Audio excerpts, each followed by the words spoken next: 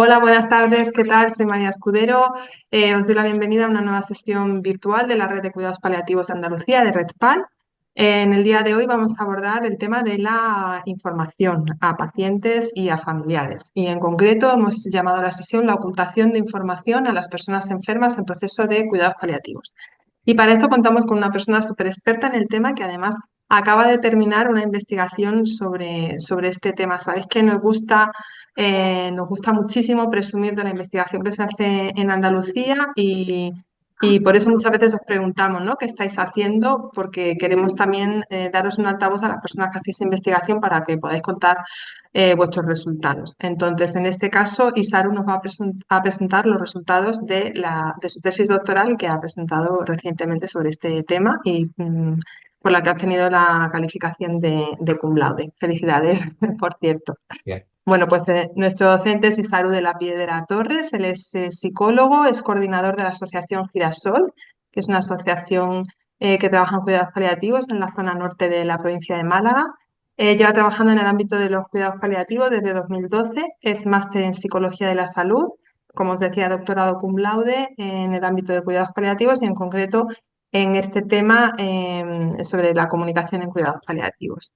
Así que bueno, pues yo sin más, ya Isaru, te cedo el micro. Muchísimas gracias por haber aceptado contarnos tu investigación, que fue un atraco. Yo hablé con él para otro tema y me lo contó y rápidamente pues le invitamos a hacer esta sesión. Y bueno, espero que os parezca de interés. Como siempre, en la última parte sabéis que tendremos un espacio para el coloquio, para el debate, para que planteéis preguntas, reflexiones o compartáis pues, vuestra propia experiencia sobre el tema.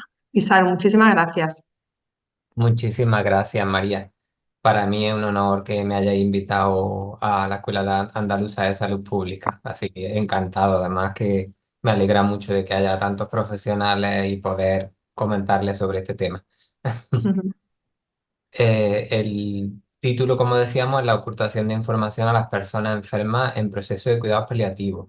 Pero realmente lo que vamos a ver durante esta pequeña formación bien podría aplicarse al ámbito oncológico, puesto que la mayoría de personas que asistimos dentro de cuidados paliativos son personas que tienen alguna enfermedad oncológica, el 80% de los pacientes. Y de hecho al principio voy a comentar sobre muchas investigaciones que hemos ido viendo antes de hacer mi investigación propia, y es cierto que la mayoría de estas investigaciones se basan solamente en población oncológica. En concreto, las que yo voy a explicar sí que es más realista en el sentido de que han participado en torno a un poquito menos de un 20% de otras enfermedades que no son oncológicas. Bueno, pues pasamos a ir viendo. Vale, se ve la diapositiva, ¿no? La estamos viendo. Muy bien. Voy a introducir un poquito el tema brevemente, sobre todo para los que no seáis del ámbito, y luego ya vamos a ir entrando un poco en materia. Sí que no me voy a detener cuando vayamos a la parte de investigación mucho en aspectos más metodológicos y demás. Si queréis podéis preguntarme al final, como va a haber tiempo y podemos volver a traer la diapositiva. Voy a intentar hacerlo un poquito más práctico, que sea más de interés para vuestra práctica clínica.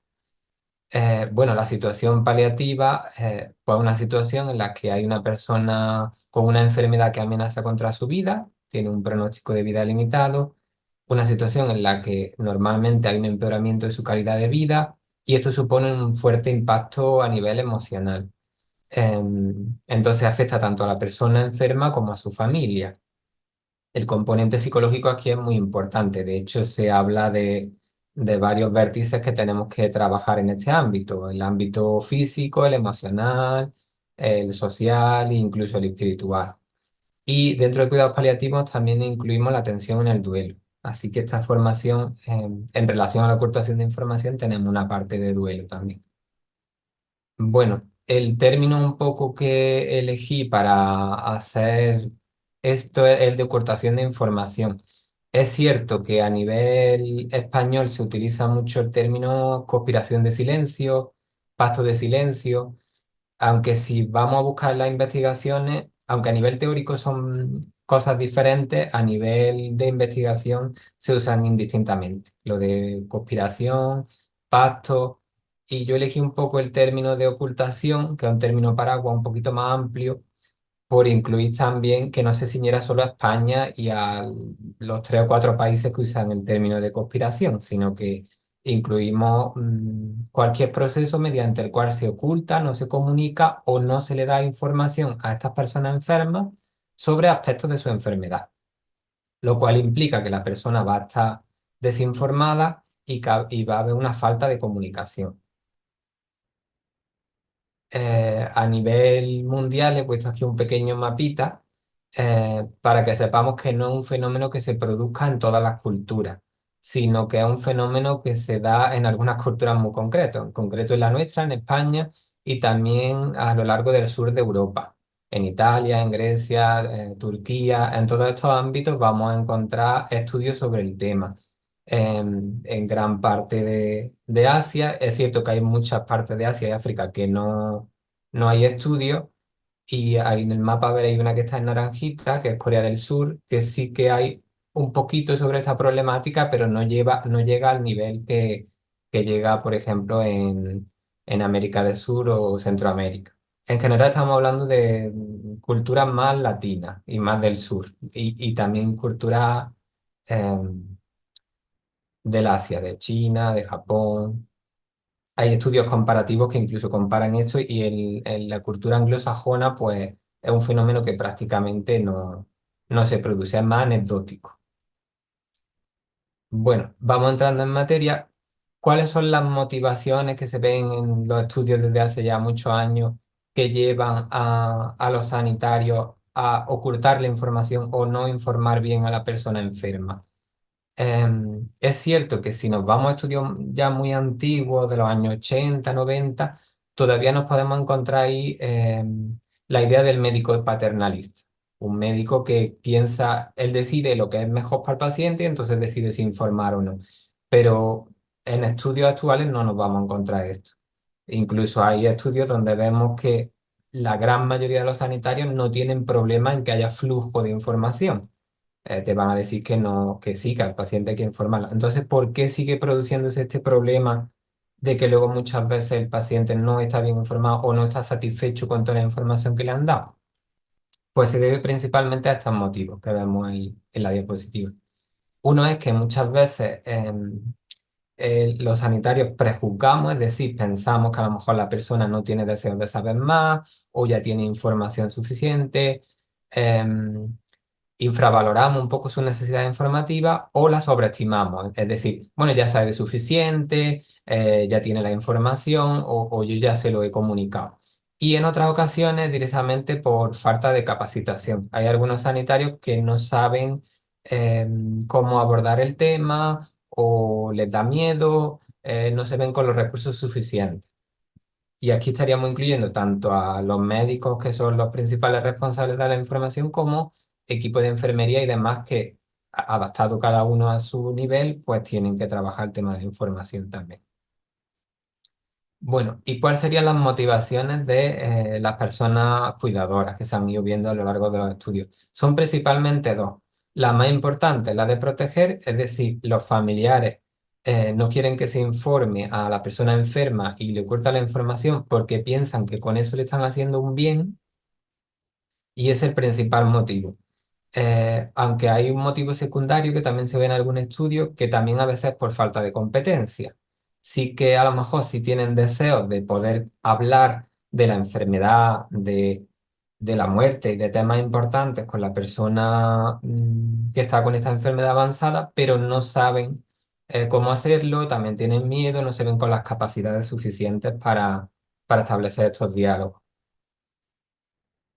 Bueno, y con respecto al perfil de estas personas que ocultan, mi interés fue un poco ver, porque hay casos en los que se hace y otros casos en los que no se produce. Entonces me interesaba ver si hay algunas variables que influyen en que esto pase o no pase. Una de las variables que se ha visto tradicionalmente asociada es la edad de la persona enferma. Si la persona enferma tiene una edad más avanzada, es más probable que se produzcan conductas de ocultar la información. También el nivel académico. Si el nivel académico es bajo de esta persona enferma, e incluso si el nivel académico de los familiares es bajo, también hay más tendencia a ocultar. Y también hay algún estudio que había visto el tema de la visibilidad, que había dicho, bueno, si esto en concreto estudios de cáncer, se oculta más en unos cánceres que en otros, y lo que vieron en este estudio, no tanto ocultación, sino que lo que vieron es que es cierto que las personas cuando tienen un cáncer más visible normalmente están más informadas. Esto es de lógica, si tiene un cáncer que se puede palpar en un pecho o en el cuello, es más visible, pues lo normal es que hayan conseguido tener más información que si es algo menos visible, como pudiera ser eh, un cáncer en un órgano interno que no se va a ver a simple vista. Y con respecto a otros factores que tienen más que ver con lo emocional, con lo social, también se ha visto que si en esa familia hay duelos recientes, también se les tiende a ocultar más información. Suponemos que por la vulnerabilidad en la que se encuentra esa familia, si el propio familiar, al preguntarle, ¿a usted le gustaría estar informado? Si esa persona no tiene deseos de tener la información, también es más probable que intente ocultar a la persona enferma. Piensa que si no es bueno para él, no sería bueno para la persona enferma tampoco.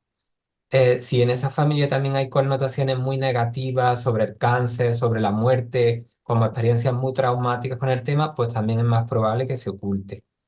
Y por último, hay algunos estudios que mediante entrevistas lo que han visto es que quizás, aunque esto está un poco por comprobar, si son personas que tienen dificultades para afrontar problemas y estreses, pues también sería más probable que ocultasen información. Con respecto a las necesidades informativas, es decir, porque claro, este problema no existe si las personas enfermas no tienen deseos de saber la información, pues qué más da que se le informe o no, ¿no? Si no tienen ese deseo. Pero lo que vemos en los estudios es todo lo contrario, que la mayoría de personas enfermas sí que tienen muchos deseos de saber sobre su enfermedad. Dependiendo de estudios que miremos, podemos encontrar porcentajes que van desde un 82 hasta un 93% de personas que desean tener toda la información, tanto buena como mala de la enfermedad, de tratamientos, de efectos secundarios, de pronósticos. Si nos vamos a temas específicos, como por ejemplo, en el caso oncológico, saber el nombre concreto del cáncer, el tipo de cáncer, el porcentaje baja un poquito, pero sigue siendo alto, en torno a un 87%. Tener información sobre los cuidados paliativos también un 87%. Y sobre otros temas, pues varía mucho. Sobre efectos nocivos de tratamiento, sobre síntomas. Hay algún estudio que se ha molestado en preguntar como muchas cosas que podrías querer saber sobre tu enfermedad, sobre tratamiento, sobre síntomas, y los porcentajes pues varían según la pregunta, pero en general son altos también. Normalmente son superiores al 80%. Podríamos, un interés que tenía es, bueno, ¿hay alguna diferencia en esas necesidades informativas en función de si eres hombre o eres mujer? Porque hay una creencia que he visto un poco entre algunos oncólogos que piensan que los hombres tienen menos deseos de saber sobre su enfermedad. Y las mujeres, con este estereotipo de que a lo mejor son más abiertas, más sociables, pues sí que van a tener más deseos de saber sobre la enfermedad, todo tipo de aspectos. Pero luego la realidad es que en los estudios no hay diferencia. Sí que hay un par de estudios asiáticos donde se ha encontrado diferencia en mujeres, pero cuando hacemos eso en muestras españolas, italianas, del resto de zonas, o encuentras que la diferencia es muy pequeña, no es prácticamente significativa, o datos contradictorios. O sea que el sexo no parece que tenga que ver con querer saber más o no, sino que hay otras variables más importantes. Una variable que sí se ha demostrado que tiene cierta incidencia es la edad. Es cierto que las personas jóvenes normalmente arrojan porcentajes más altos. Esos 90 y pico, pues si cogemos una población de personas enfermas jóvenes, nos los vamos a encontrar más fácil. Y si es una población de personas más mayores, pues ese porcentaje vamos a encontrarlo un poquito más bajo. Igualmente alto, ¿eh? No quiere decir que las personas mayores no tengan deseos de saber, pero sí que el porcentaje baja un poco. Con respecto a las consecuencias que tiene la ocultación de la información, de esto hay muchísimo. Se ha relacionado con mayor ansiedad, con nerviosismo, con depresión, con tristeza, incluso con morir en peores condiciones, con peor calidad de vida. con menos autonomía, con dificultad a la hora de realizar los cuidados de tratar con la persona enferma y con insatisfacción percibida. Y otro interés que tenía yo era comprobar si en los estudios se había encontrado algo de si esa ocultación también perjudicaba a la persona cuidadora o solo iba a perjudicar a la persona enferma. Y lo que me encuentro son que las personas cuidadoras generalmente que realizan muchos comportamientos para intentar ocultar la información se sienten más desbordadas emocionalmente y tienden a reprimir más sus emociones. Y también me interesaba ver si esto iba a tener algún tipo de influencia en el duelo. Si luego, cuando falleciese esta persona enferma, meses o años, o cuando se diera la circunstancia, si el haber estado ocultando información, no comunicando con la persona enferma, si eso le iba a afectar luego a llevar su duelo. No hay estudios que lo correlacionen directamente, que encuentren la relación directa, pero sí que hay algunos indicios interesantes. Uno es que si la persona cuidadora, familiar, tenía dificultades para expresarse mientras duró la enfermedad, luego esto predice un duelo más complicado. Y otro indicio interesante es que si hay una relación de confianza entre la persona enferma y el familiar, esto suele generar menos impotencia y menos desamparo en el duelo que se produce posteriormente. Bueno, y pasaríamos ya un poquito con el tema de los estudios, que lo voy a enfocar sin pararme mucho en los temas metodológicos, como decía. Uno de los problemillas que me encontraba a la hora de revisarlo era que no hay como una medida estandarizada para medir estos comportamientos de ocultar información. Hay estudios que le preguntan al médico si está informado, que le preguntan al paciente, que le preguntan a los familiares, hay algunos que preguntan a todos y casi todo es con entrevistas. No hay como una prueba que tengamos ya específica para medir estos comportamientos. Sí que la primera idea fue analizar un poco cuáles eran esos comportamientos, al menos en la familia, y cómo podíamos medirlos. Entonces, en el primer estudio, el objetivo fue crear un instrumento que fuera fiable y válido para medir esto. Para ello participaron 150 personas cuidadoras, que mínimo tenían que tener 18 años y que tenían que estar cuidando a una persona en cuidados paliativos y ser español. El procedimiento pues, fue invitarlo, explicarle en general el estudio, eh, se les citaba una vez que daban su consentimiento, se hacía en formato entrevista. Mm, Esto ha sido fundamentalmente posible gracias al equipo de cuidados paliativos del Hospital de Antequera, que tenemos aquí a Antonio en la audiencia, que normalmente el médico del equipo le explicaba brevemente si querían participar en esta entrevista, en este estudio, y si la familia aceptaba, pues entonces ya lo citaba y realizábamos la entrevista y demás. Bueno, en esta primera parte del estudio, yo junto a dos profesoras de la Universidad de Málaga, una que es más experta en el tema oncológico y otra que es de diferencia humana, de personalidad, pues analizamos todos los artículos científicos que hubiera sobre el tema para ver qué comportamientos se realizaban de ocultación de información. Nos quedamos con 25 artículos y vimos que había al menos como tres tipos de comportamientos que se realizan. Por una parte, había unos comportamientos que tenían más que ver con no comunicarte tú directamente, es decir, que el familiar no quería hablar de la enfermedad, no la mencionaba, intentaba evitar el tema. Otros que tenían más que ver con evitar que la información llegara desde otros, es decir, que el médico no informe, que mi familiar cuando venga no le diga nada, que a otros desde fuera no le dé la información, que no vea el informe médico. Y había otro tipo que directamente tiene más que ver con tergiversar la información o incluso cambiarla. Tipo, te vas a mejorar, ya verás cómo todo va bien, a pesar de que el familiar sabía que no era así.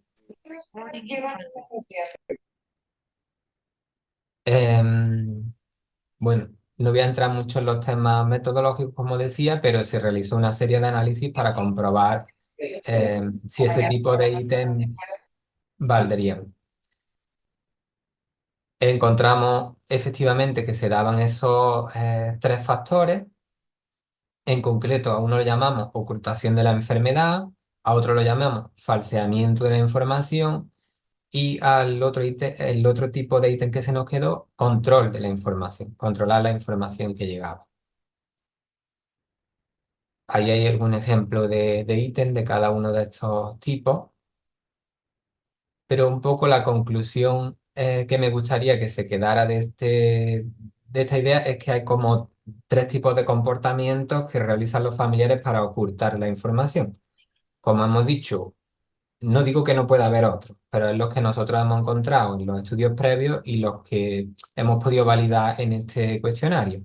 Mm, No sé si pudiera existir otro tipo de comportamiento o en un futuro se investiga más sobre el tema, pero en principio están los de no comunicarte directamente con esta persona enferma, los de que tienen más que ver con mentir y los de evitar que la información llegue desde otro sitio. En el estudio 2 lo que intentamos ver es si había variables que se relacionaban con la ocultación de información. Hay algunas variables sociodemográficas que hemos hablado antes que sabemos que parece que sí y queríamos ver si había variables psicológicas también implicadas. En esta parte del estudio ya sí que participan 166 personas, los criterios son los mismos. Entonces teníamos varias hipótesis. Una era que la edad iba a estar relacionada, es decir, que si la persona enferma era más mayor, pues íbamos a encontrar más comportamientos en promedio de ocultación y esto iba a pasar igual pues, con el nivel académico, pero inversamente. Es decir, si la persona tenía un nivel académico bajo, pues también se iban a producir más intentos de ocultación. Y con respecto a la visibilidad, pues planteábamos lo que se había visto en algún estudio, que si la enfermedad era muy visible, pues a lo mejor no iba a haber tanta ocultación. Con respecto a los factores psicológicos, lo que intentamos ver, algunos que pensábamos que podían estar relacionados con que estas personas oculten más información. Entonces lo que miramos fue el neuroticismo, la inflexibilidad psicológica y la regulación emocional y la resiliencia. Digo brevemente un poco en lo que consiste cada uno, muy a grosso modo.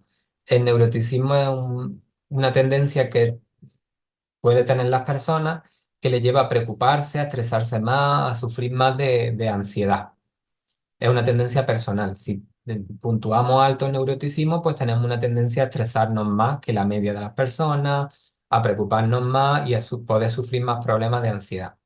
La inflexibilidad psicológica es un patrón rígido de comportamiento que nos lleva a evitar pensamientos y emociones que no son muy desagradables y también a evitar aceptar experiencias tal y como son. Este patrón pues también pensábamos que podía estar relacionado con esto. La regulación emocional pues se refiere a la capacidad para regular las emociones, tanto buenas como malas, y a manejar las emociones. Y la resiliencia es referencia a un factor de resistencia a eventos estresantes o dificultades.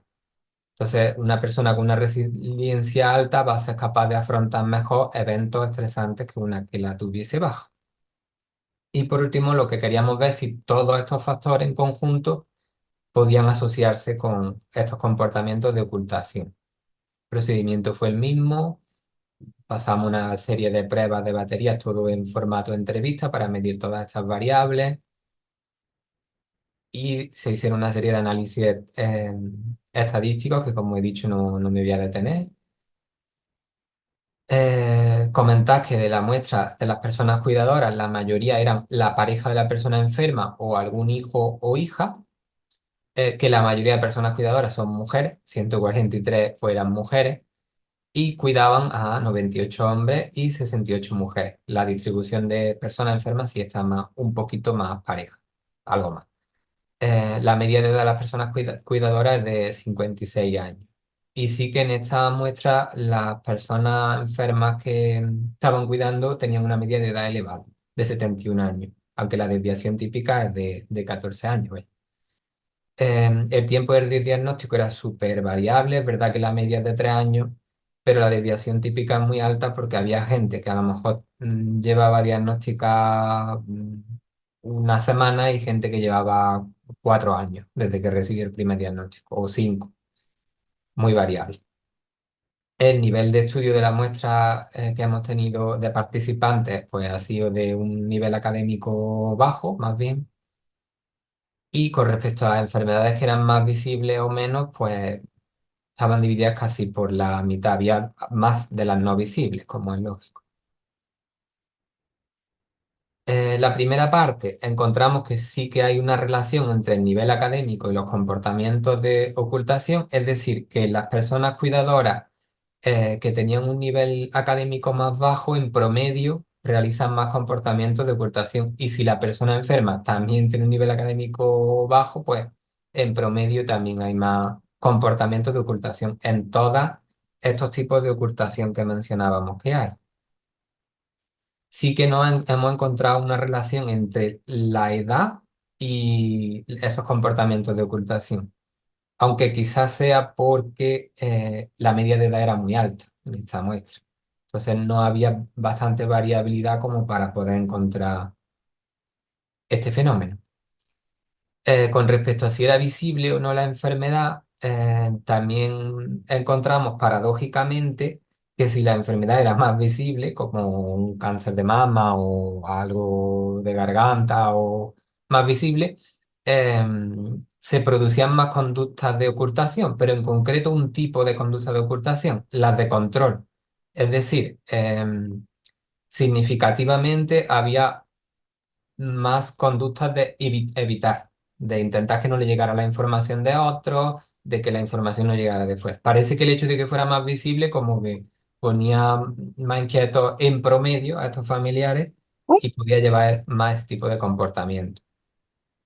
Con respecto a las variables psicológicas, pues se ha relacionado con todas. Todas las variables psicológicas que hemos mencionado se relacionan con mayor, en promedio, comportamiento de ocultación. El único que no se relacionaba, como vemos en la tablita, es el de la regulación emocional, que sí que es verdad que no, parece que no tiene que ver con las conductas de control, o al menos no se relaciona significativamente.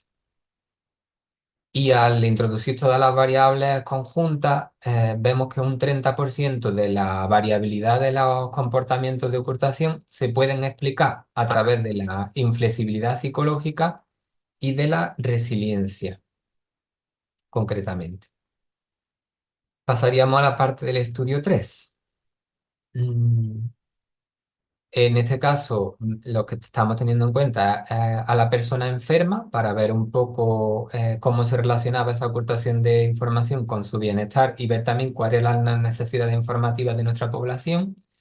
Y por otra parte, meses después del fallecimiento de la persona enferma, han participado personas dolientes para analizar cómo era ese duelo y ver si podía estar vinculado con esa ocultación de información. Participaron 147 personas enfermas y 152 personas en duelo, cuidadoras. El primer grupo de hipótesis, lo que planteábamos con respecto a las necesidades informativas, era hipotetizamos que las personas que tuvieran una enfermedad oncológica podrían tener más necesidades informativas con respecto a las que no. Que las mujeres, intentamos ver si se daba este fenómeno, esta creencia popular de que las mujeres tienen más necesidades informativas que los hombres. También ver si la edad se relacionaba con la necesidad informativa. Y en el grupo de segunda hipótesis, lo que planteábamos con respecto al bienestar de la persona enferma es que seguramente las personas enfermas que habían tenido más conductas de ocultación iban a estar más insatisfechas vitalmente, iban a tener menos emociones positivas, iban a tener más emociones negativas en promedio y iban a reportar incluso más síntomas. Y con respecto al tercer grupo de hipótesis, lo que planteábamos era que los comportamientos de ocultación de información se iban a relacionar con tener más síntomas de duelo. Em, y ya que habíamos medido previamente variables psicológicas como son el neuroticismo, la inflexibilidad y demás, que sabemos que son variables que se relacionan con el duelo, pues intentamos hacer un modelo predictivo, incluyendo la ocultación de información con estas variables psicológicas para ver si se podía predecir un poco cómo iba a ir el duelo en función de estas variables, tanto con respecto a la sintomatología como a si era complicado o no. Y por último intentamos ver si las variables hacían algún tipo de mediación entre ellas. El procedimiento pues ha sido el mismo con la salvedad de que la parte de duelo pues se pasó 3 meses después del fallecimiento de algunas de estas personas que fallecieron en el proyecto. Esta parte de la investigación pues como podréis imaginar sí que ha durado varios años para que se diera esa circunstancia. Em, Pasamos una serie de instrumentos para medir estas variables de escala. Los síntomas se midieron con entrevistas, no fue con una escala en concreta. Y el duelo pues fue con 2 inventarios de duelo que vemos aquí. Se hicieron una serie de análisis estadísticos según la naturaleza de las variables y la hipótesis que queríamos comprobar.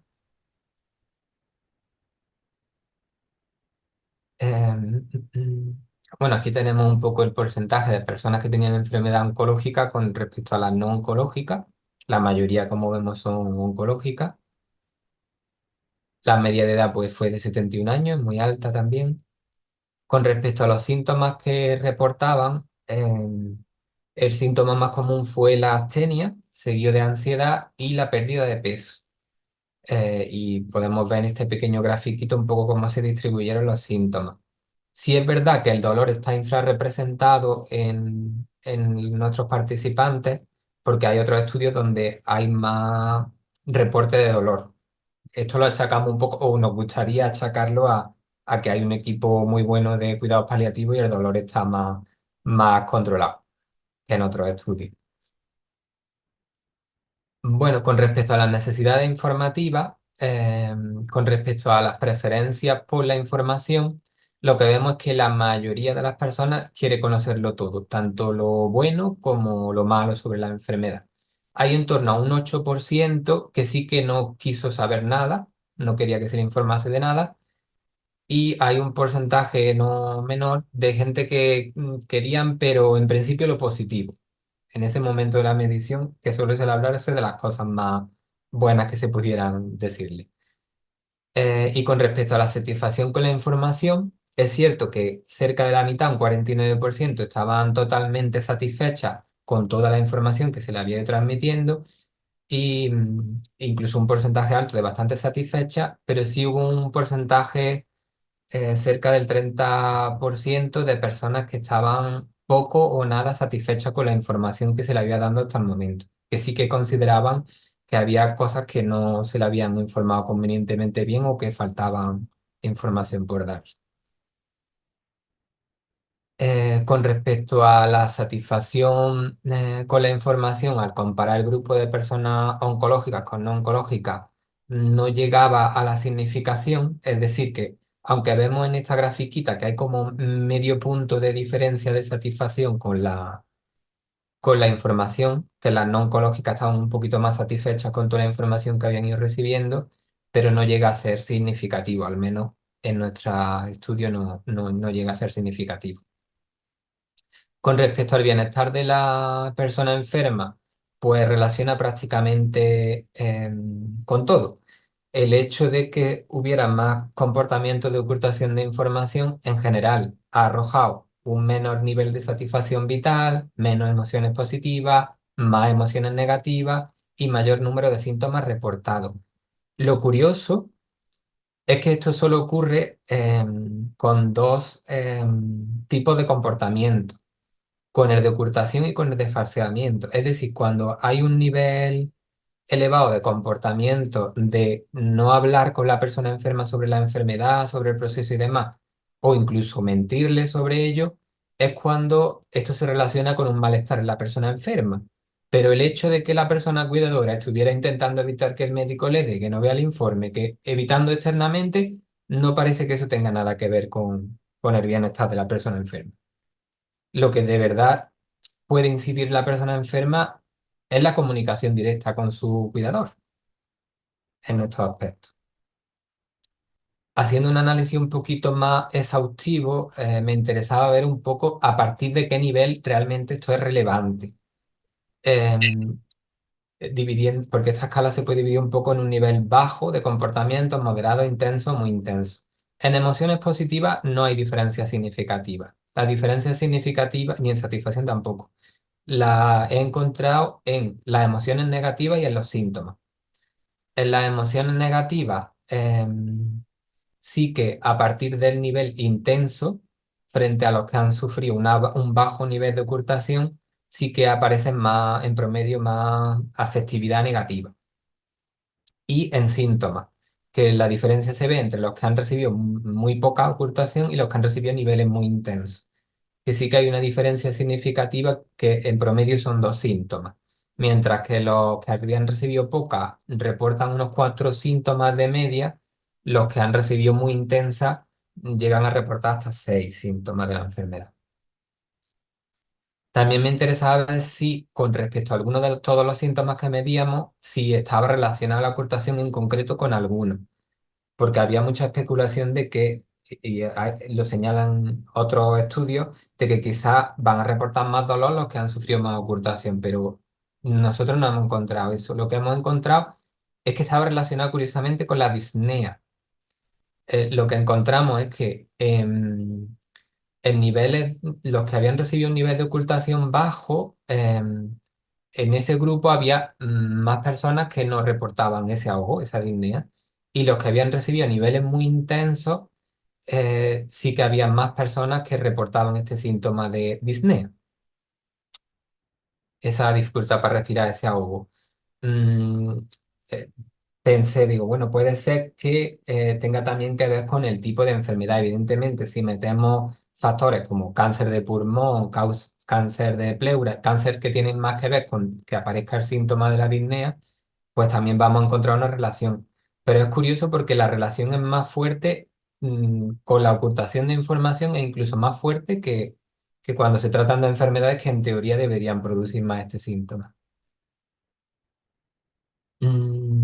Y con respecto al duelo, en esta última parte lo que vimos es que estaba relacionado la ocultación de información con todas las medidas de duelo y todos los comportamientos de ocultación mostraron estar relacionados con el duelo. Los distintos factores psicológicos de la persona también estaban relacionados con el duelo en el sentido que esperábamos, pues que si una persona tiene dificultad para regular sus emociones, pues va a llevar peor el duelo, como es comprensible. Si tiene dificultad para afrontar eventos estresantes, pues también, porque un duelo es un evento estresante, un evento duro. Si tiene un neuroticismo alto, es decir, que tiende más a preocuparse, a sufrir más de ansiedad, pues también va a reportar un peor duelo. Y si tiene esa inflexibilidad psicológica de la que hablábamos antes, pues también tiene sentido que esté esto relacionado con peor duelo. Siempre hablo en promedio. No quiere decir que en todos los casos se produzca esto y que no haya otras variables implicadas. Siempre estamos hablando de relaciones y de promedio. Al analizar todas las variables que habíamos medido y ver si eran capaces de predecir el duelo, encontramos que el sexo de la persona cuidadora, el hecho de que hubiera realizado conductas de ocultación y su regulación emocional serían las variables que tienen capacidad predictiva sobre los síntomas del duelo. En concreto, explicaron un 24% de la varianza del duelo. El sexo es verdad que salía estadísticamente significativo, pero no debemos prestarle mucha atención, puesto que la mayoría de la muestra de cuidadores eran mujeres. Entonces, para ver si ese efecto se da de verdad, habría que tener una muestra en la que hubiera también hombres. Si no, es que el efecto puede ser que salga por temas estadísticos, no porque ese efecto exista realmente. Y con respecto al duelo complicado, pues similar.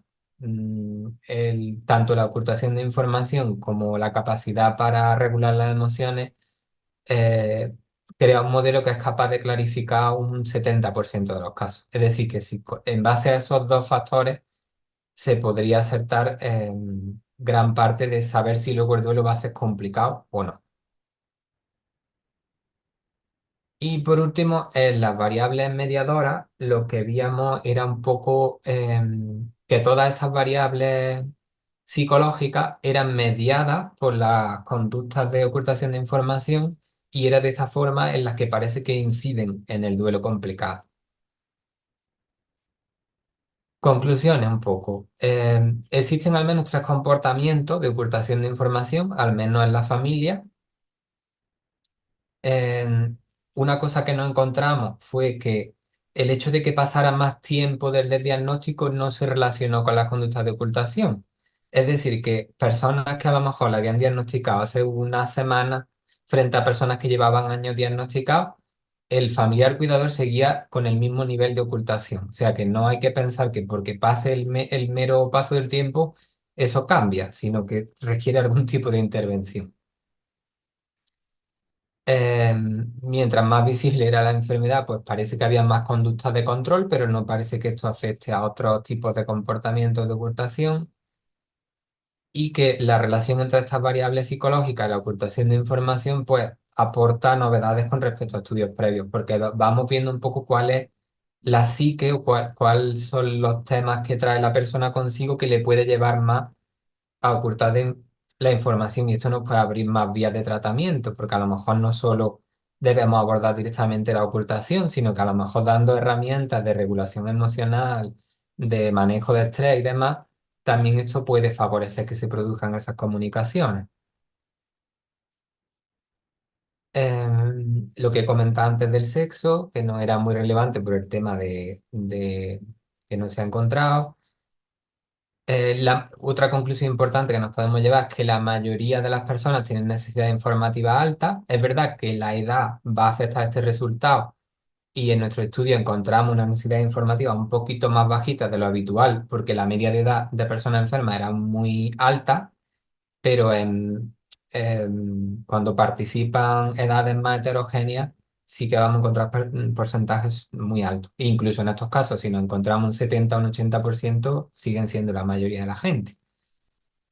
Em, la satisfacción, bueno, eso lo he comentado antes, y quería incluir esto un poco aparte de los estudios, porque no quería que nos quedemos un poco en el mal sabor de boca de este problema sigue existiendo, lo entendemos mejor, pero no cómo lo abordamos ahora, cómo lo solucionamos, qué podemos hacer al respecto. Y no hay estudios, o al menos yo no lo he encontrado, que nos digan, hemos probado de esta forma y de esta otra forma y hemos visto que esta forma es la correcta, o hemos tenido un grupo de control y hemos probado con esto y hemos visto que así es como hay que abordar el tema. Entonces lo que hago es un poco una propuesta de cómo podría tratarse el tema. Es solo una propuesta basada en mi experiencia, en los estudios y demás. La podemos comentar.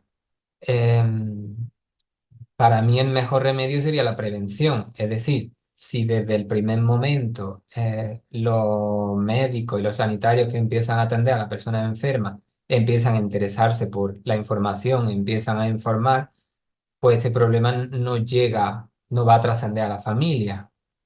Pero si desde primera hora se informa a los familiares, antes que preguntar si la persona enferma quiere saber o no, o de informar a la persona enferma, pues claro, el problema se mantiene y trasciende. Entonces, ¿cómo podríamos hacer para prevenirlo?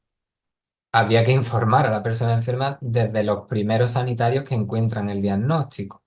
Y para evitar que los sanitarios caigan en esta trampa de, bueno, es que no le interesa o no quiere saber más o ya está informado, habría que preguntar y habría que repreguntar. Es decir, habría que preguntar, ¿quiere usted saber algo más?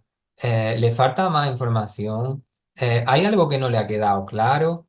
E incluso una táctica que yo utilizo bastante en mi ámbito, si no estoy muy seguro si la persona se está enterando bien de lo que estamos hablando o no, eh, ¿qué ha entendido usted de lo que hemos estado hablando? ¿Qué conclusión saca? ¿Qué idea tiene? Así podemos ver un poco el feedback de lo que esa persona está entendiendo, de lo que le estamos explicando y nos puede ayudar a repreguntar o a ir dando más información. Por supuesto, esto no quita todos los protocolos maravillosos que hay de información, de dar la información poco a poco, de mantener la mirada, de buscar un sitio adecuado, etcétera, etcétera. Y si detectamos que la ocultación ya se ha producido, que vemos que esos primeros sanitarios han informado sobre la familia, la persona enferma parece que no está muy informada y puede tener necesidad informativa. ¿Qué podemos hacer? Pues si ya nos encontramos por el problema, lo primero sería evaluarlo. Es decir, vamos a ver si realmente esa ocultación se está produciendo o no. Preguntas que nos pueden ayudar un poco a evaluarlo. Pues podemos preguntar qué información le han dado sus médicos hasta ahora, qué es lo que le han contado, cuál le han dicho que son los objetivos de su tratamiento. Incluso esas preguntas que utilizamos en el estudio, que se han pasado prácticamente a 147 personas enfermas, casi 150, se pueden usar perfectamente porque las hemos empleado y no crees que provoca ningún tipo de disrupción en la persona enferma ni nada al revés. Las personas están contentas de que te intereses por ellas, de que la atiendas ese rato, de que las escuches. Podemos preguntar directamente si están satisfechos con la información que han ido obteniendo de los distintos sanitarios, si les ha faltado información, si no, si están contentos con todo lo que han contado o creen que les falta algo. Le podemos preguntar si les gustaría saber algo más, si quieren que se les explique algo más. Incluso esta pregunta la teníamos en el estudio y funcionaba muy bien, que era, en el caso de que su enfermedad fuese a más, siguiese empeorando, ¿usted qué prefiere? ¿No desea saber nada, ni de lo bueno, ni de lo malo, ni nada? ¿O desea saberlo todo? ¿Solo lo bueno o desea saber también todas las cosas malas, con todo lo que ello implica? Y ahí la persona normalmente, vemos ese porcentaje bajito de gente que dice, no, no, informe a mi familia, a mí no, no me diga nada, no me interesa, o, ahora, o me lo tengo que pensar, o no sé. Y otra gente que te dice, no, quiero saber, y ahí ya podemos indagar. También podemos preguntar, ¿ha hablado con su familia acerca de la enfermedad? ¿Comparten? ¿Hablan sobre estos temas delicados? Porque a veces también lo que me encuentro es que eh, la persona enferma sí que es más o menos consciente de lo que pasa y del pronóstico grave y de que a lo mejor ya no le van a dar más tratamiento, está muy consciente de todo, pero no lo hablan entre los familiares porque es un tema muy duro y es difícil de hablar. Y a lo mejor están hablando cada uno aparte, los familiares entre ellos y el paciente conmigo como psicólogo si han tenido la suerte de encontrarme o con nadie, porque no, no se están comunicando entre ellos, pero a lo mejor sí que saben todo. Siguiente punto, una vez que la hemos evaluado, pues habría que proceder a informar si somos sanitarios que estábamos atendiendo en ese caso, o a enfermeros, médicos, psicólogos, pues tendríamos que procurarnos que la información que necesiten esas personas les pueda llegar. Incluso previo a este paso o después hay que validar siempre a la familia, es decir, la familia, como hemos visto en sus motivos, no lo está haciendo con una mala intención. Todos los familiares que les cuesta hablar de estos temas difíciles, de que la enfermedad ya no se puede curar, de que es un cáncer, de que a lo mejor hay una metástasis, de todos estos temas delicados, ellos no lo hablan porque les quieran causar un mal a la persona enferma. No lo hablan porque o le es muy duro emocionalmente o porque piensan que es lo mejor para la persona enferma. Entonces había que entender eso en la familia y decir, claro, es que te entendemos, entendemos esos comportamientos porque piensas que es lo mejor. Es que claro, si es lo mejor, pues, ¿qué quieres tú para tu familia enferma? Pues lo mejor. Pero luego habría que pasar a psicoeducar. Habría que explicar que, pues según lo que estamos viendo en los estudios, hay muchos casos en los que esto no es lo mejor. O la mayoría de los casos esto puede ocasionar consecuencias negativas. Entonces a lo mejor es necesario abrir un poquito y poco a poco ir viendo el tema de la información porque puede ocasionar efectos negativos, como hemos visto.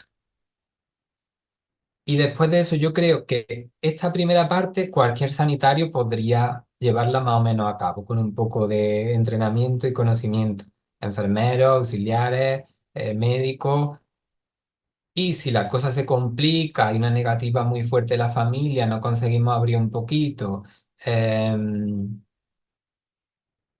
tenemos un caso complicado por lo que sea, hay otras técnicas que a mi juicio podrían emplear psicólogos. Si tenemos la suerte de que en el equipo tenemos psicólogos, pues se pueden hacer cositas más concretas. No voy a explicar cada una de ellas con detalle, pero se pueden hacer pruebas de realidad. Pruebas de realidad tiene que ver con hacerle ver de una forma que no sea agresiva a los familiares que la persona enferma se está dando cuenta de lo que pasa, porque ve que no mejora, porque fíjate el comentario que ha hecho, porque para que vea que sí que hay algo de conocimiento y a partir de ahí poder abrir. solución de problemas, que debe un poco ver pros, ver contras, pero con técnicas concretas psicológicas, reestructuración cognitiva, entrenamiento en habilidades de comunicación puede ser necesaria si el problema es que la familia no sabe bien cómo abordarlo, se puede ensayar previamente.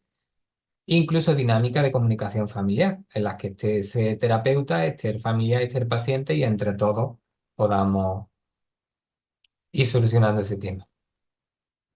Y por mí, creo que me he ceñido bien a una hora, más o menos.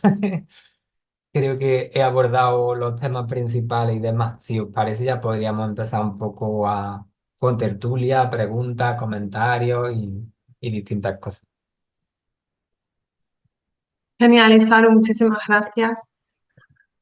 Yo, bueno, ya te comenté que me parece un estudio súper interesante y, bueno, súper riguroso. ¿Cuánto tiempo habéis tardado en hacerlo? Porque han sido muchísimas personas las que habéis incluido en la muestra. Sí, sí, exactamente cerca de 4 años, ¿eh? Ujú, ujú. Mira, y me gustaría hacerte una pregunta como investigador. Siempre sabes que está ese mito de que en cuidados paliativos, bueno, pues que hay quien defiende que no hay que hacer investigación directamente con pacientes y familias porque, bueno, pues porque están en una situación especialmente frágil, especialmente vulnerable y tal. Y en vuestro estudio ha participado muchísima gente, entiendo, bueno, obviamente voluntariamente y con muy buena respuesta, ¿no? Sí. ¿Qué feedback te han dado precisamente de que les hayáis planteado realizar el estudio, participar, simplemente participar en el estudio? Pues el feedback es muy bueno. Es verdad que hay miedo cuando planteas este tipo de investigación. Incluso hay investigaciones que afirman que es difícil investigar en cuidados paliativos. Sí, sí, por eso te lo pregunto. Y es porque cuando hablamos de hacer una investigación con población tan vulnerable, hay mucho miedo. Hay miedo por parte de los hospitales, de los profesionales sanitarios, de las propias familias. Bueno, a ver qué le va a decir, qué le va a hacer a mí. A la familia, pero el feedback es súper bueno, porque luego la parte que hemos pasado a los pacientes, en que se vean muchas conclusiones, son 15 minutos lo que hemos estado haciendo esas preguntas y demás, y muchas veces se alargaba porque la propia persona enferma ya te cuenta, ya te expresa, ya desarrolla más y a lo mejor te tira una hora y luego te lo agradecen. Te dicen, pues gracias por venir, por haberme escuchado. Y los cuidadores igual, ¿eh? Qué contento estaba mi padre o mi pareja después de que has venido, que en general el feedback es muy positivo. Yo creo que tenemos que perder un poco el miedo a investigar en el tema, porque si la investigación pasa un comité ético, está bien estructurada y no se hace nada que sea nocivo para las personas, es más necesario para seguir avanzando y sabiendo sobre el tema. Totalmente. Muy bien, pues venga, te están felicitando en el chat y agradeciendo, bueno, pues tu presentación. Venga, Ana quiere hacer una pregunta. Ana, no Hola, sé si te buenas quieres tardes. poner la cámara o directamente el micro. ¿Qué Estoy en el tal? coche, estoy parada, ¿eh? Estoy en el coche, no estoy yo muy visible. Ah, Mira, vale, vale. mira, quería comentar, yo trabajo en paliativos pediátricos y es verdad que nos vemos muchas veces entre la espada y la pared, que ya me llama la atención, que es cierto, ¿no? Que en adultos hay mucha ley del silencio, pero creo que el propio paciente en algún momento puede gestionar y solicitar información, pero en pediatría sí nos pasa que a veces nos Mm. encontramos de verdad con niños grandecitos, vamos, 13, 14, que ya tienen madurez suficiente y que tienen necesidad de saber, y familias con las que no tenemos la manera de hacer entender que el niño sabe y que necesita compartir y que él lo sabe y que lo está viviendo y que está en una situación mala. Y nos cuesta mucho trabajo ver que fallecen con esa conspiración del silencio, sufriendo todos. Y tenemos eso, el hándicap de que, bueno, son los padres, son menores, pero no sé si tenéis alguna estrategia, porque ya sé que los padres, convencerle, convencerle, convencerle, pero muchas veces no llegamos y te encuentras con adolescentes que casi con la mirada te demandan ayuda, vaya, e información. No sé si habéis testado en niños más pequeños, vamos, en adolescentes, en edades más pequeñas, a ver cómo se maneja. Mm. Eso era lo que quería preguntar. Pues con respecto a estudios sobre el tema, es verdad que hay muy poquito en niños, pero sí que hay, al menos que yo haya leído 4 o 5 estudios muy buenos que hablan de ese proceso de comunicación. Sí que es verdad que te los vas a encontrar más bien en países extranjeros que aquí, que se ve que son más valientes con el tema de la información y los resultados son muy buenos. Es decir, que el hecho de que se informe adaptado evidentemente a su edad y a sus capacidades al niño, en general está relacionado con consecuencias positivas. Entonces sí es importante conseguirlo también en ese ámbito. A nivel de experiencia personal, tengo poca, porque es verdad que en nuestro ámbito solemos atender muy poquitos niños. En estos años que yo llevo ahí, pues sí, sí, algún adolescente, algún niño hemos tenido, pero poquito. Y sí hemos podido romper ocultaciones de información con muy buen resultado. Pero probaría un poco con lo mismo, ¿eh? Con la propuesta de tratamiento que planteaba ahí, de que primero hay que validar mucho a la familia, de darle la razón, que lo que están intentando es protegerle, y es normal que tengan esa idea y ese tipo de comportamientos porque creen que es lo mejor, pero luego, además con un nivel de confianza con la familia es más fácil. Habría que explicarle que lo que se está viendo en últimos estudios es que quizá eso sea malo para su niño, que le puede ocasionar más mal que bien, aunque nos parezca que estemos haciendo un bien. Y si ya entran un poquito por ahí, pues habría que probar poquito a poco. Habría que intentar graduar esa información según lo que ya sepa y lo que le falte por saber, lo que nos puede resultar interesante. Habría que evaluar también al niño, claro. A ver si de verdad no está bien informado, hay cosas que necesita saber. Y en caso de que falten esas cositas, pues yo la graduaría. No sé si te sirve mucho. Sí, sí, sí, no es tanto el cómo informar al niño, sino cómo hacer que los padres nos dejen informarles. O sea, muchas veces te ves la disyuntiva de que el miedo de los padres, si ya con un adulto cuesta, con un hijo, porque está como muy arraigado, ¿no? Que cómo se va a morir mi hijo, ¿no? Pues sí, cómo se va a morir mi hijo, cómo le va a pasar ahí por la cabeza que se está muriendo. Entonces, es más cómo gestionar con la familia esa ruptura de la ley de silencio que nos cuesta mucho, que intentamos lo que tú nos comentas, ¿no? Pero que Claro. cuesta muchísimo trabajo.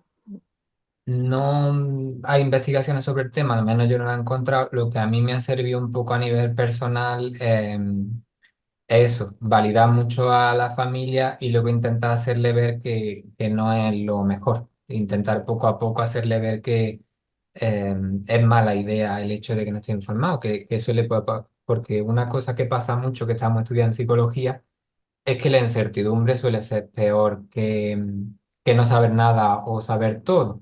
Entonces, como es normal que en ese proceso de enfermedad ese niño vea que no mejora, que cada día estás peor, que a lo mejor antes podía ir al cole y ahora no puede, que antes podía hacer ciertas cosas y ahora no, que ahora le han quitado el tratamiento, el niño no es tonto. Entonces, y los padres saben que su hijo no es tonto, que se está dando cuenta de cosas.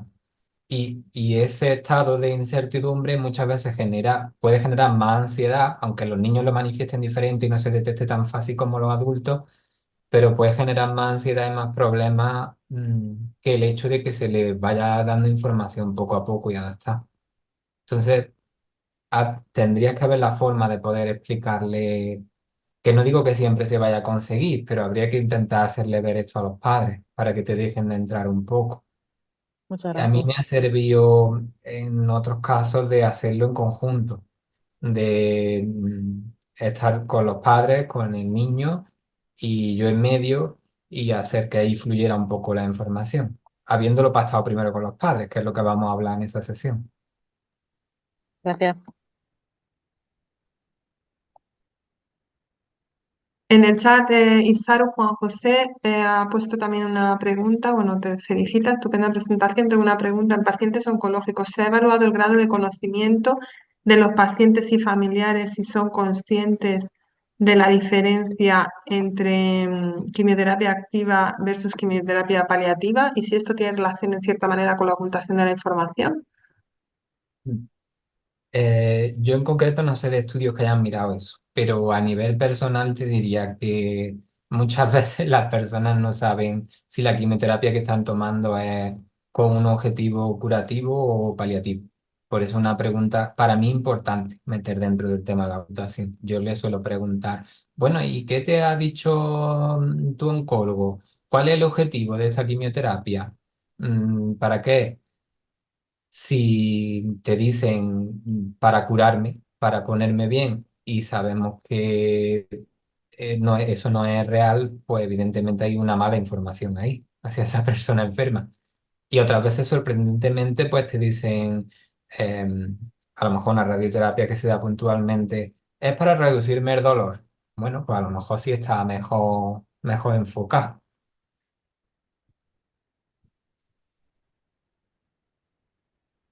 Muy bien. ¿Alguien más se lanza a comentar algo? A contarnos también vuestra experiencia. Estáis en el chat si estáis comentando que es algo que vivís todos los días, que sigue siendo súper frecuente, súper habitual. No sé si alguien queréis comentar o cómo lo abordáis Bueno, o... Antonio te está levantando la soy, mano. Antonio, yo quería también aprovechar para felicitarte a ti, Claro. bueno, ¿no? no, yo he echado una mano en lo que hemos podido Como y captador, pero captar a nada, casi 150 personas me parece espectacular, vamos, enhorabuena. muchísimas gracias. Primero, Qué perdonadme, querías he estado comentar? buscando dónde había que darle a la manita para pedir la vez, pero no lo he encontrado. Ah, no te Y preocupes, está bien que- que hayas aparecido. No, yo quería, aparte de felicitar a Isaru, comentar otro problema añadido que me he encontrado alguna vez en el trabajo, y es que esa familia que está ocultando la información es la familia que nos va a abrir la puerta cuando queramos ir a ver al paciente. Y eso hace que tengamos que llevarlo todo con mucha mano izquierda, porque me Claro. he encontrado algún caso que a pesar de hablar con ellos, de explicarles, de comprometernos, en fin, a todas esas cosas, pues luego no nos han permitido ver al paciente. Y hemos tenido pacientes que los hemos perdido y no los hemos podido atender porque la familia se ha negado por el miedo a que le informáramos, ¿no? Mm, Entonces eso es otra cosa también importante, ya lo digo, sobre todo porque hay veces que dice uno, bueno, hay que informar, pues informo, vale, pero ten en cuenta también que no es ninguna tontería. Tuve un paciente que me estoy acordando de él, de una pequeña aldeilla por allí, por la zona norte de Málaga, que iba pues cada semana 2 o 3 veces, acababa en urgencia por dolor mal controlado y no hubo forma de acceder a ello porque los hijos decidieron que éramos un peligro porque íbamos a informar al paciente cuando lo viéramos, ¿no? Entonces, y respecto a la estrategia que plantea Isaac, hombre, yo creo que sí, que lo primero es averiguar qué sabe el paciente. Si me mm, permites, cuento una pequeña historieta de, de una conspiración de silencio o de una ocultación de información. Hace ya muchísimos años, era un hombre joven, tenía una esposa y tenía una hija que no querían que el marido se enterara de lo que tenía, tal igual.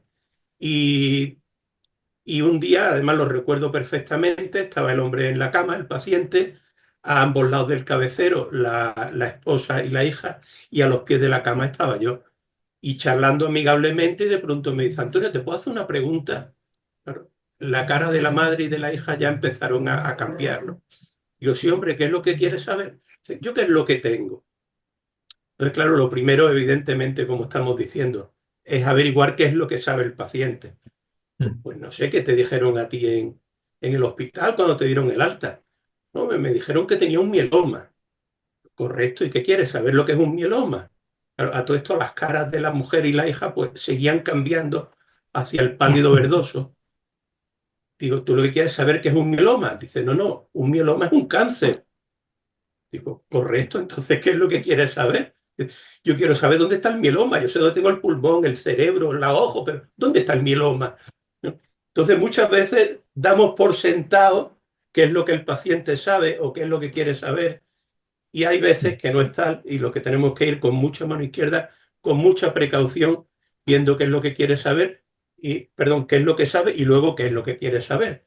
Como aquel paciente que una vez, después de preguntarme día a día qué será lo que yo tengo, le ofrecí preguntar en el hospital donde le habían operado para darle la información y me dijo que sí, que muchísimas gracias, pero por Dios, si es algo malo no me lo diga porque yo me muero. Entonces, todos esos pasos son importantes irlos dando y al final por lo menos no traicionar al enfermo y darle la información que necesite. Perdonadme si me he puesto muy pesado. Nada, en absoluto. Si Bien, justo eso es lo que queremos, que intervengáis y nos contéis todo lo que se os ocurra.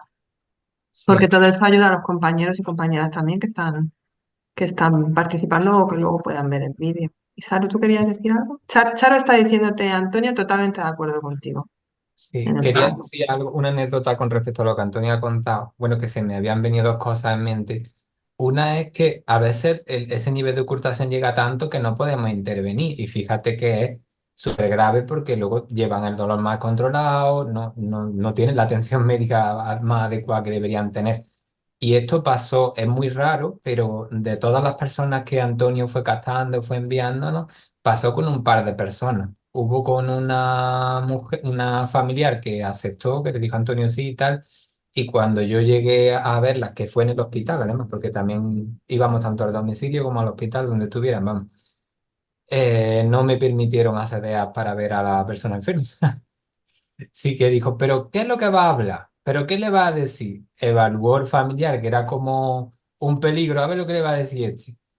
Y no me permitió el acceso. Y otra cosa interesante que quería contar, también otro caso que tuvimos que fue muy curioso porque era una mujer bastante mayor y me dijeron los hijos, vale, puedes hablar con ella, pero no se te ocurra decirle lo que tiene ni nada, que lo llevamos súper oculto, que ella lo va a llevar muy mal.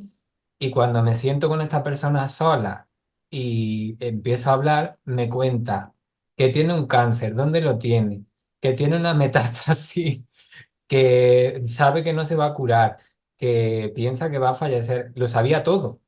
Era que no hablaba con su hija de esto. Claro, entonces yo le planteo a esta mujer, bueno, lo que hablemos aquí evidentemente es confidencial, yo no le puedo decir nada a tu hija, pero me gustaría que me dieras permiso porque me da la sensación de que usted está muy bien informada de todo, su hija a lo mejor también está informada y lo que está pasando es que no estáis hablando entre vosotros de estos temas porque os resultan difíciles y demás. Mm. A ver, Sole ha levantado la mano. Sole, hola. Hola, bueno, Isaru, felicidades por tu trabajo. La verdad que tengo que decirte que yo que soy una nega para el tema de la investigación, había un momento donde estaba un poco perdida de todos los datos que estabas diciendo, pero bueno, al final, vamos, que te he ido siguiendo, ¿no? Pero fíjate, conforme ibas presentando el estudio me llamaba la atención porque pensaba, todos estos familiares que han intervenido, es que me ha ido dando la respuesta ahora, sobre todo en esta última intervención, todos... Ay, Sole, que te hemos perdido el sonido. No sé por qué. Ay, espera, no lo sé, ¿me oye ahora? ¿Se oye? Sí, se oye. ¿Me oye? Yo la oigo. ¿Sí? Mm, ¿Tú no, me no te oyes, Saru? escuchamos. Sí, la Es que oímos. se te oía súper bien y de repente no. Pues dicen estos que sí me oyen. Ah, sí, sí. Ah, era yo. Era yo, perdón, perdón. Vale. Pues que, Saru, yo creo que la última intervención me lo respondes, porque a mí me daba la sensación que cuando tú has hecho la entrevista a las personas, que al principio no tenía muy claro si la hacías telefónica, si la hacías en directo, tú con los familiares casi ibas haciendo terapia, o sea, casi ibas tratando, si existía esa conspiración de silencio, esa ocultación de información, tú ya en las preguntas que tú le ibas haciendo, ibas como ya trabajando con ellos, que eso no era lo ideal, ¿no? Lo que hacemos todos los días en los equipos, ¿no? Pero después cuando llegaba al estudio 3 me ha llamado mucho la atención que metiera a los pacientes, porque yo siempre pensaba que estábamos hablando, al principio, ¿no? Pensaba que estábamos hablando de familiares, pero cuando ha llegado a los pacientes digo, bueno, yo me planteo, estaba poniéndome en situación con mis pacientes, que a un paciente donde hay una conspiración de silencio, yo le voy a decir que si quieren participar en un estudio que se va a hablar de la ocultación de información. Digo, me matan. O sea, te quiero decir, los familiares ya me ven y dicen, no, no, ¿para qué? Por lo que tú has comentado de esas personas que llegaron y dijeron, a ver lo que le va a decir. Pero encima, fíjate, cuando entras a esa habitación y hablaste con esta persona, le pediste permiso para poder decírselo a la familia, para poder, o sea que además tu estudio ha servido también para trabajar todos los casos que tanto los compañeros de Antequera te habían dado, que seguramente estarán trabajando continuamente para salvar esa conspiración de silencio que nos agota a los profesionales y que realmente tú con tu estudio también conseguiste romper esas barreras, ¿no? Tengo esa sensación, ¿no? Por todo lo que ha ido hablando, ¿no? Sí, totalmente. Cuando se ofrecía el estudio, es verdad que no decíamos lo que yo he ofrecido y me imagino que Antonio parecido. Eh, Evidentemente, además que no es verdad. Que vamos a decir la información de familia. No, estamos haciendo un estudio sobre la opinión, sobre la comunicación, que es una entrevista, tal, se ponía bonito y además luego es verdad que yo no iba allí a darle información, iba a evaluar esa ocultación de información. Y ya sobre eso es verdad que sirvió mucho para trabajar. De hecho, cuando terminamos el estudio y ya empezamos a no pasar estas pruebas, me decía mi compañera, la trabajadora social, porque muchas veces venía conmigo a pasarla, me decía, ¿por qué no le hacemos otra vez las preguntas? Si eran súper útiles, si nos estaban enseñando a ver cómo estaban, que sabían. Además, la parte de las pruebas de eso que decía de efectos negativos, efectos positivos en el paciente, esos son como unas palabras que le decíamos a la persona enferma de ¿está usted alegre? ¿Está triste? Son emociones. Y nos decían de nunca, a veces, siempre. Y claro, ya no solo te decían estoy muchas veces ansioso, sino te decía porque me pasa esto, porque me dicen esto, porque... Y la verdad que sí, que la investigación ha sido útil porque luego nos ayudaba a trabajar. Mm. Claro, porque eran pacientes vuestros, ¿no? Entiendo, Claro, Isaru, también, ¿no? exacto. El equipo os los derivaba también para que le dierais atención psicosocial. Bueno, pues te leo alguna pregunta del chat. Bueno, Sole, no sé si tú querías comentar algo más.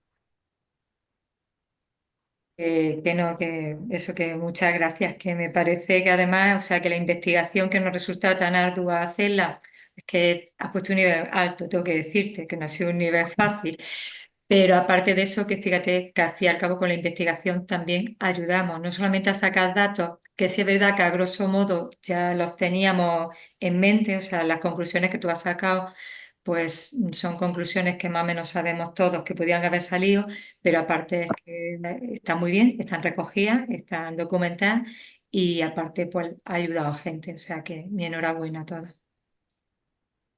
Gracias. Isaru, Ana te pregunta en el chat, como enfermera que está empezando en este ámbito, siempre se asocia nuestra visita a que ya no hay nada que hacer o a que ya están desahuciados los pacientes. Em, ¿Cómo afrontamos? Espera, que se me ha quedado abajo. Ay, perdona, que se me ha ido el... ¿Cómo afrontamos esta primera visita? Pues le diría que no, intentamos convencer a las personas de lo contrario, que no significa que no haya nada que hacer, al revés, hay mucho que hacer todavía. Aunque es cierto que la enfermedad está en un estadio incurable, que ahora mismo no se puede eliminar con los medios médicos que tenemos ahora mismo, pero podemos hacer un control de síntomas muy bueno, podemos ayudar a que mejore la autonomía dentro de las posibilidades. En mi caso, podemos hacer terapia para que psicológicamente lo lleven mejor o de comunicar. Se pueden hacer un montón de cosas. Entonces no está todo perdido, sino que queda mucho por trabajar. Y eso es importante que nos lo creamos nosotros mismos también, ¿eh? No solo que se lo transmitamos a la persona cuando vayamos a verla, sino que vayamos convencidos de que nuestro trabajo va a ser muy útil y todavía podemos aportar mucho.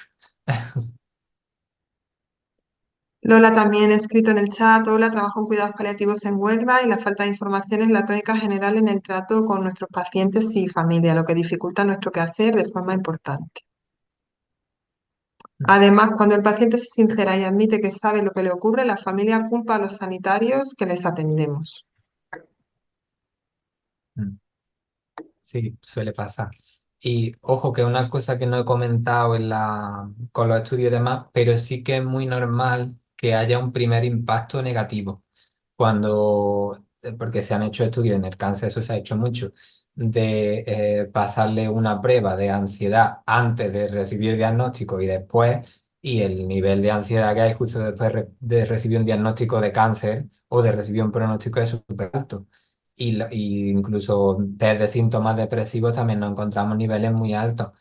Pero la parte buena es que se ve que es algo adaptativo. cuando tú recibes una noticia tan mala y bueno, o incluso recibes muchas noticias malas, porque ya no solo el diagnóstico, sino luego que no se puede curar, que la quimio solo va a ser para quitar esto, pero no es para eliminarte, etcétera, etcétera, pues eso genera ansiedad y genera incluso síntomas depresivos, puede ocasionar.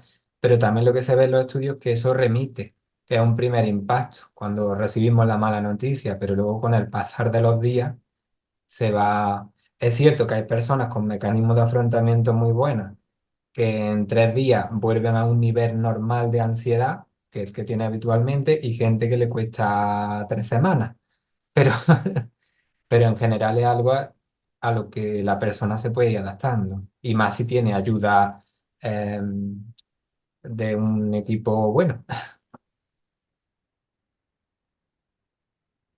También María José ha escrito en el chat. A mí me parece muy importante el trabajo en equipo, medicina, enfermería, psicología y trabajo social. Desde mi experiencia, desde mi experiencia, los resultados son mejores. Claro, en vuestro caso también, pues estáis vosotros, ¿no? Que no todo el mundo cuenta con el apoyo de un equipo psicosocial. A ver, Rafael también nos decía, los familiares tienen miedo a que la información genere sufrimiento al paciente. Hemos roto muchas conspiraciones de silencio con muy buenos resultados. Se sienten liberados. Por supuesto, de forma pautada y proporcional a su necesidad de información. Mm, mm, mm. Estoy buscando en el chat por si hay alguna otra pregunta. Bueno, te felicitan, me ha gustado mucho, enhorabuena, muchísimas gracias, mil gracias. Yo te quería preguntar también, ahora entra otra pregunta, ahora la miro. A mí es que me han surgido muchas preguntas según te estaba escuchando, la verdad, y como decía Sole, ¿no? Incluso despistándome con alguna cosa, ¿no? Porque eran muchos datos, ¿no? Ahora, de hecho, te voy a pedir cuando terminemos que nos hagas como una pequeña síntesis de los resultados principales en 4 ideas, ¿no? Pero, por ejemplo, uno de los estudios, o una parte importante de uno de los estudios era factores predictores, ¿no? De esa ocultación de silencio, tanto en la persona enferma como en la persona familiar. Y entonces, una vez que sabemos cuáles son esos factores predictores, ¿no? O esos factores que, digamos, aumentarían las probabilidades de que, por ejemplo, un familiar vaya a ocultar información, ¿eso nos sirve para prevenir? ¿O eso habéis visto de qué manera si se puede a lo mejor calar y ir trabajando con esa persona de alguna forma? Sí, yo creo que sí. Por una parte, bueno, más que para prevenir, creo que podrían ser considerados factores de riesgo.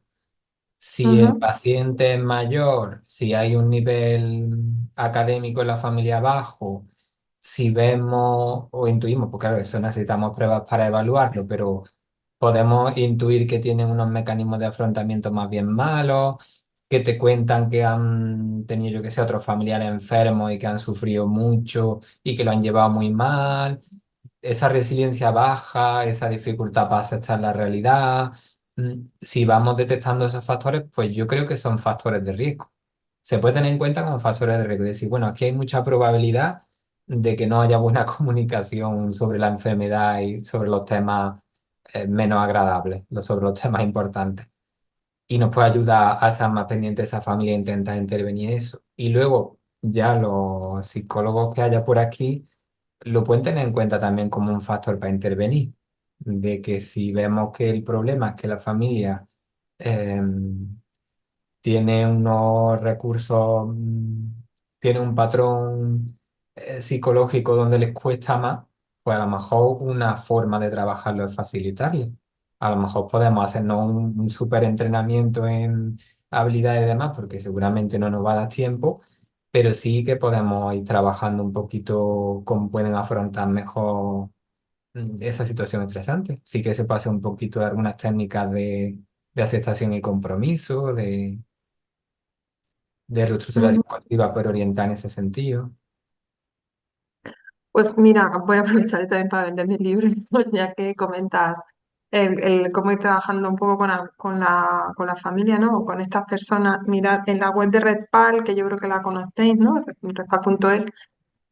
Hay una sección donde elaboramos información y recursos, elaboramos y enlazamos, ¿no? De otros lugares, información y recursos para pacientes y para personas cuidadoras. Tenemos algunos que sirven para ambos perfiles y otros enfocados directamente más para pacientes y otros más para personas cuidadoras. En la parte de personas cuidadoras, que os acabo de poner el enlace en el chat para quienes os interese, em, hay un apartado de comunicación y afrontamiento y, por ejemplo, ahí hay algunos recursos. Esa parte está elaborada, son infografías cortas, vídeos cortos, de información sencilla, para que directamente le podáis pasar los enlaces a la familia, porque hay mucha información, cuidados en el domicilio con vídeo, bueno, mucha información que les puede resultar de interés. Y también tenemos información en relación a cómo comunicarse, ¿no? A cómo responder preguntas difíciles, ¿no? Por ejemplo, ¿pero me voy a morir?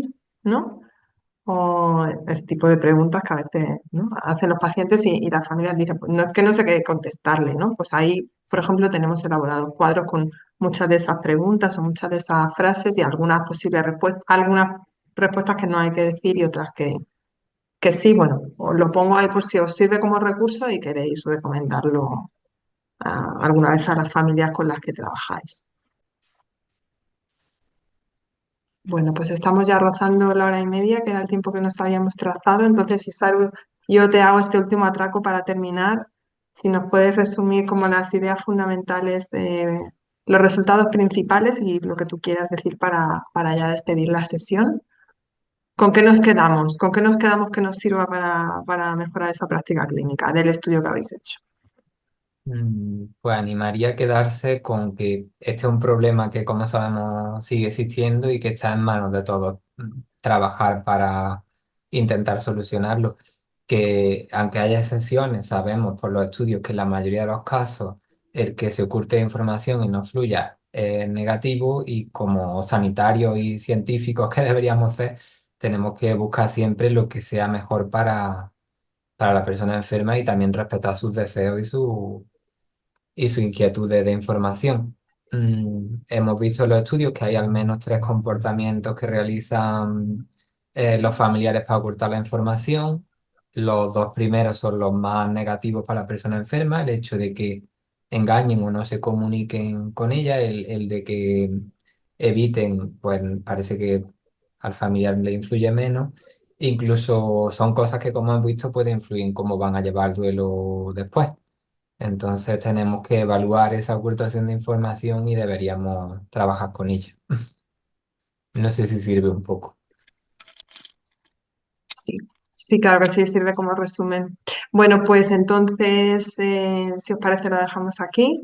Muchísimas gracias, Isaru, por tu presentación, por esa investigación tan rigurosa que habéis hecho, por contarnos los resultados. Supongo que los publicarás o estarán publicados ya. Sí, sí, 2 de los estudios están publicados ya. El, Bueno, el ya nos de duelo, pasarás el enlace también para que lo difundamos desde la red. Y muchísimas gracias a todas las que os habéis interesado por la sesión y os habéis conectado. Os animamos, si tenéis investigaciones, si estáis haciendo tesis, estudios de cualquier tipo, a que nos lo contéis para que podamos también ayudaros a difundir los resultados, ¿no? Y que eso revierta en mejorar la práctica clínica de todas y de todas. Y bueno, nos vemos en la próxima. Gracias a todas, gracias Isaru y hasta la próxima.